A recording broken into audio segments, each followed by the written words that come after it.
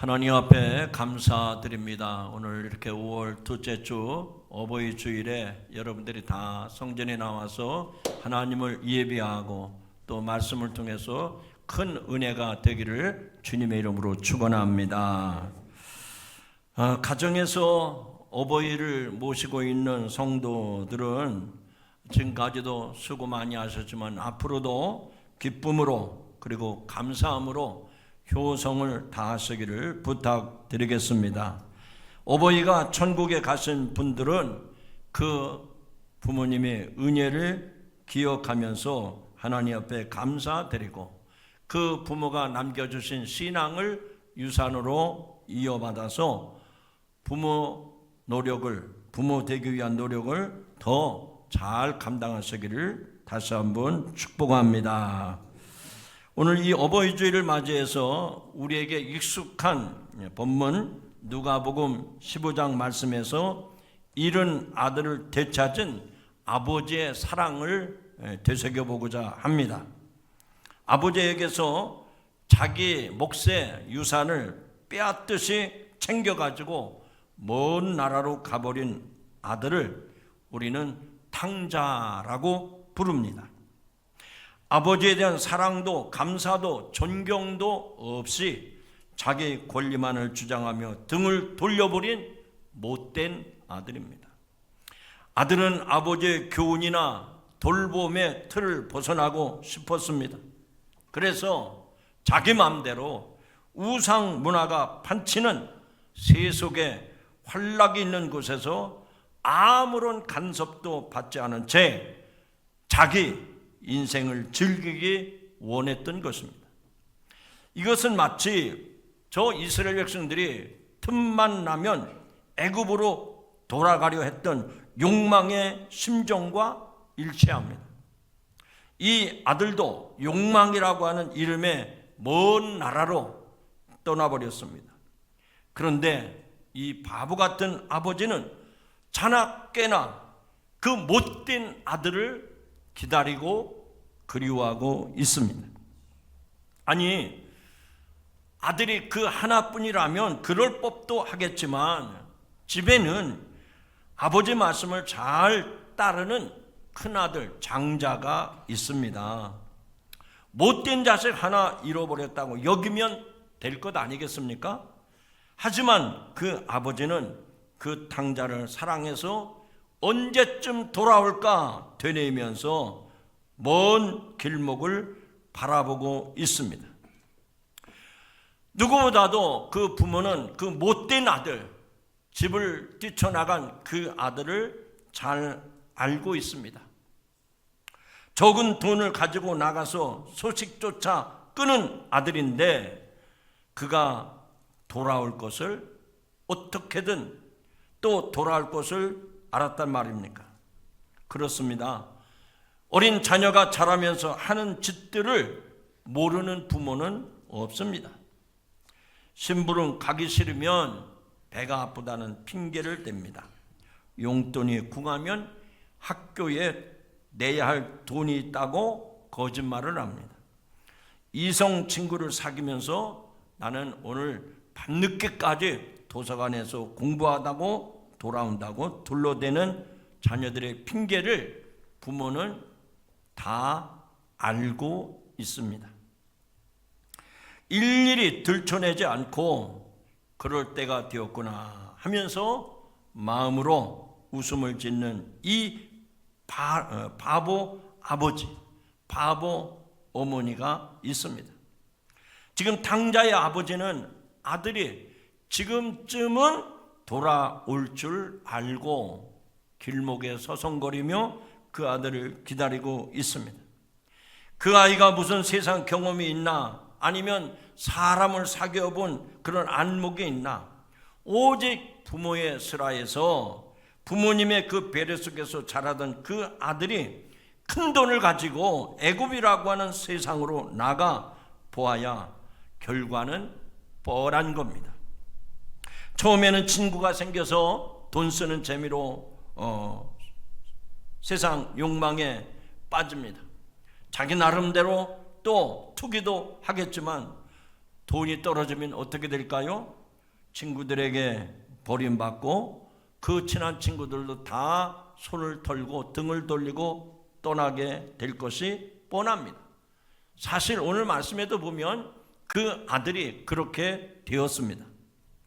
탕자는 돼지가 먹는 쥐염 열매로 줄인 배를 채우다가 결국에는 아버지 집으로 돌아오게 됩니다. 아버지는 그 아들이 그렇게 돌아올 줄 미리 알고 동구 밖에 나가서 길목을 지켜보고 있습니다.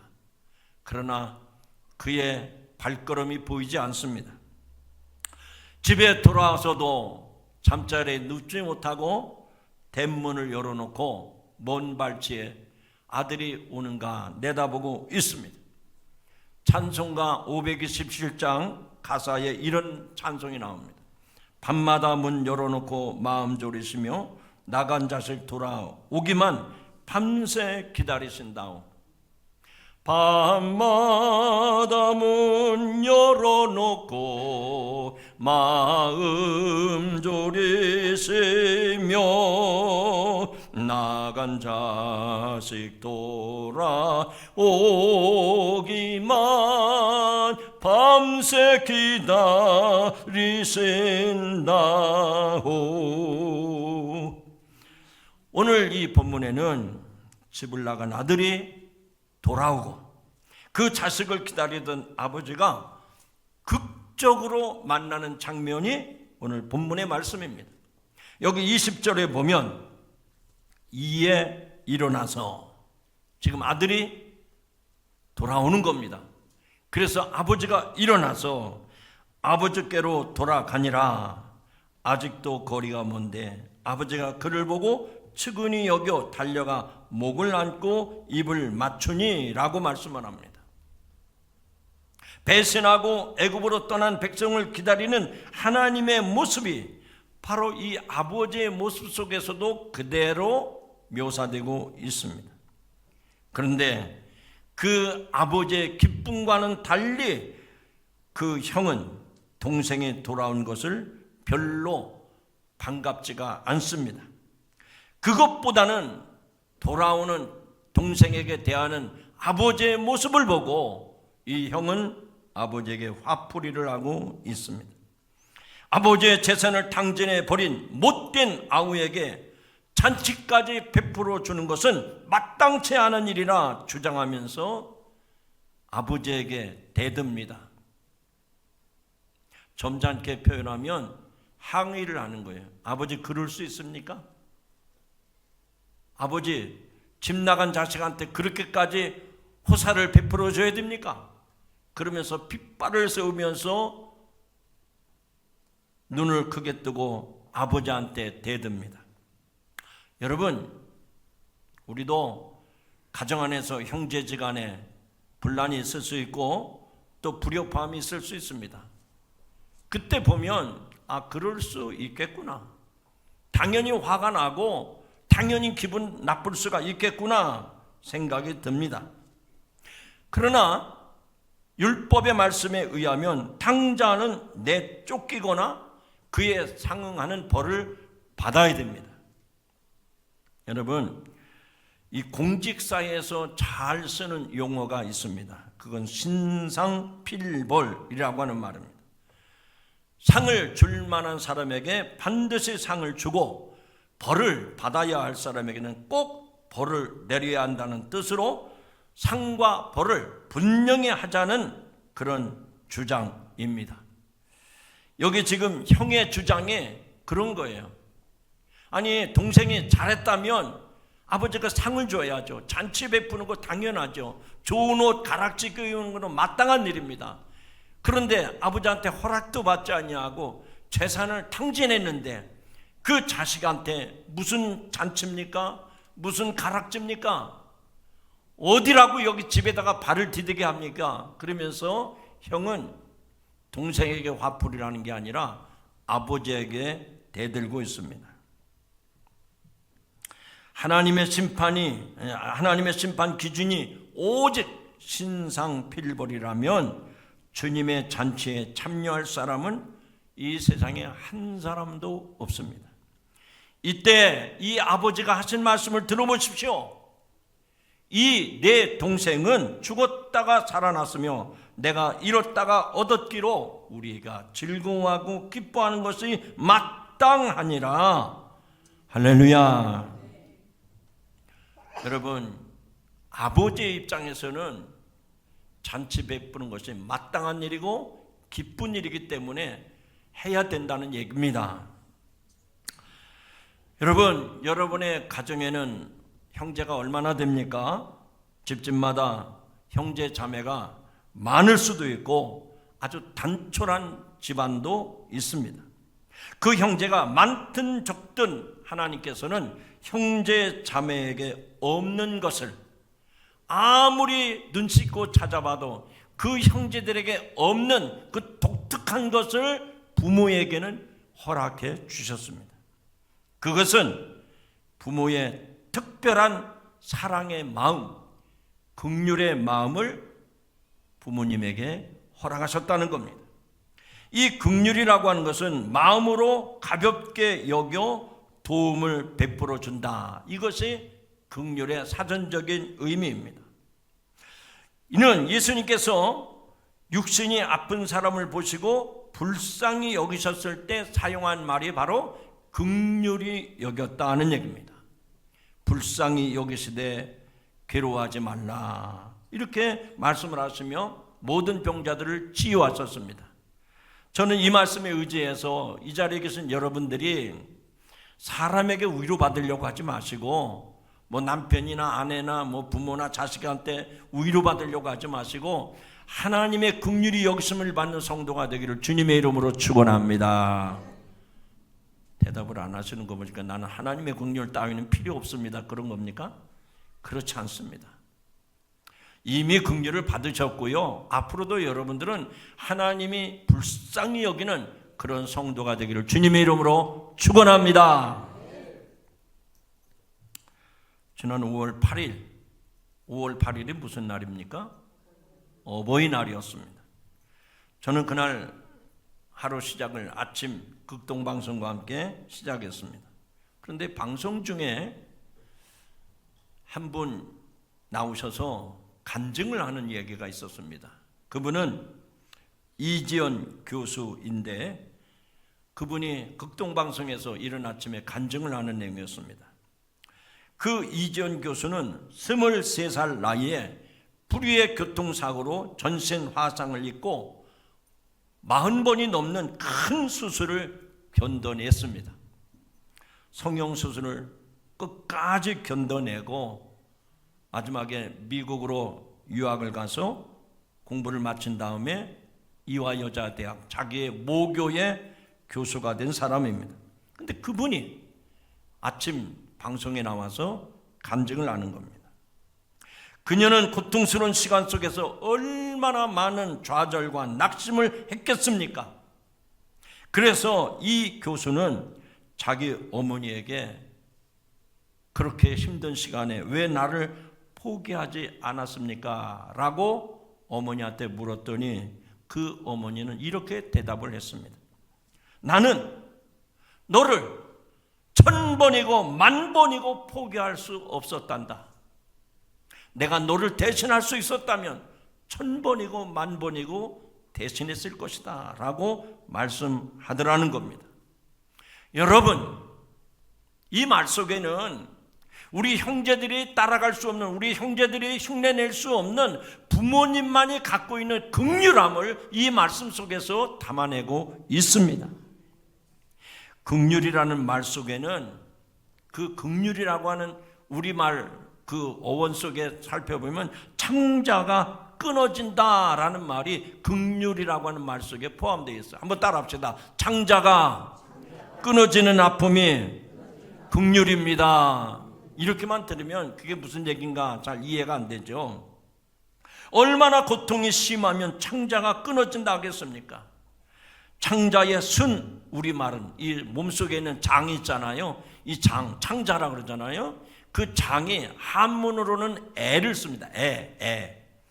그래서 애끓는 심정이라는 말을 사용할 때마다 가슴에 쓰라림을 느낀다는 말을 하는 겁니다. 몹시 초조하고 안타까운 마음이나 걱정이나 불안과 같은 마음을 표현할 때 속이 끓는 듯하다라고 해서 표현하는 말이 애간장을 태운다 그러지 않습니까? 그러나 정말 그렇게 안타깝고 불안하고 초조하고 그럴 때, 그보다도 더 마음이 쓰리고 아플 때, 그보다 훨씬 더 큰 고통이 따르는 슬픔을 표현할 때는 창자가 끊어지는 듯한 극한 슬픔을 표현하는 말이 애끈타, 애끌타가 아니라 애끈타, 애를, 창자를 끊어버리는 것을 이야기하고 있습니다. 성도 여러분, 우리가 구약 성경으로 한번 돌아가 봅시다. 저 애굽 땅 같은 세상으로 돌아갔다가 떠나갔다가 돌아오는 자녀를 대하는 부모의 마음은 애를 끊는 심정이었을 것입니다. 긍휼은 수직적인 내리사랑의 의미가 강한 것입니다. 같은 형제나 같은 교우, 같은 처지에 있는 사람들끼리 베풀기 어려운 사랑이 긍휼입니다. 위로부터 내려오는 부모 같은 조건이 없는 사랑, 이는 하나님의 성품을 그대로 닮은 부모님의 사랑입니다. 그 사랑은, 그 긍휼은 아무런 보상도 기대하지 아니하고 무조건 한없이 넓고 큰 마음으로 불쌍히 여기는, 정말로 창자가 끊어지는 듯한 고통을 느끼면서 베푸는 것이 긍휼의 마음인 줄로 믿습니다. 우리 주님 예수님께서는 산상수훈에서 이렇게 말씀하십니다. 긍휼히 여기는 자는 복이 있나니 그들이 긍휼히 여김을 받을 것이며. 할렐루야. 하나님의 마음을 본받고 크고 넓은 마음으로 자비를 베푸면 구원의 하나님께서 우리에게 더 큰 긍휼을 베풀어 주신다고 이 복음서에서 말씀하고 있는 것입니다. 아무 공로나 보상을 바라지 않고 베푸시는 그 아버지 어머니의 사랑, 그 긍휼하심, 그 부모님들은 자식들에게 아무것도 바라지 않았습니다. 바라는 것이 있다면 오직 한 가지, 세상 일이 힘들고 지치면 언제든지 내게로 돌아오라. 그것 하나밖에는 부모가 자식에게 바라는 것이 없다는 얘기입니다. 오늘 우리는 어버이 주일을 맞이해서 주님의 긍휼을 부모를 통해서 받는 날인 줄로 믿으시기 바랍니다.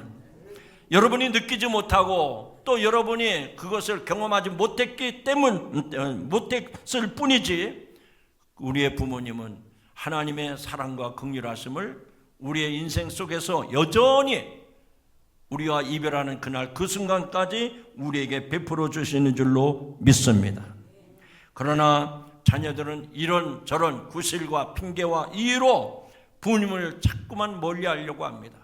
여기 탕자처럼 제가 자기 몫의 유산을 가지고 세상에 가서 얼마든지 자신 있게 살 수 있다고 자신만만하며 돌아가지만 결국은 빈손으로 돌아오는 것이 세상의 이치입니다. 요즘 우리 자녀 세대를 한번 눈여겨보시기 바랍니다.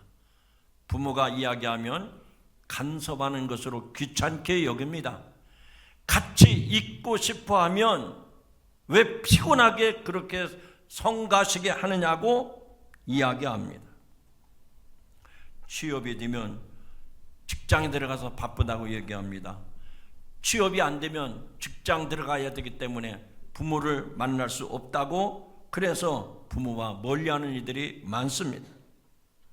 부모는 그들을 위한 염려 끝 시간까지 그치지 않습니다.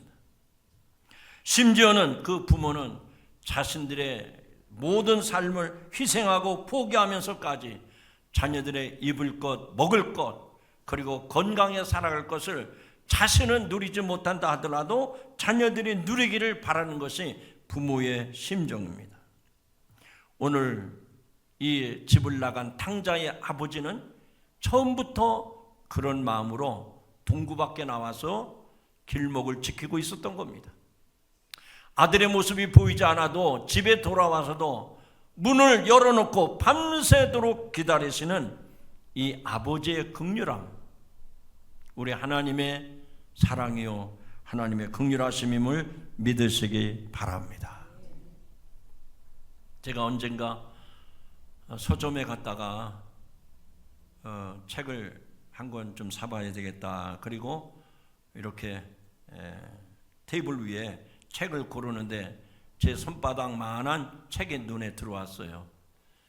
그것은 나태주 시인이라고 하는 분이 자기의 삶에서 경험한 일들을 신앙적으로 풀어 쓴 아주 얇은 소책자였습니다. 그런데 거기에 보니까 아주 재미있는 시 한 편이 있었어요.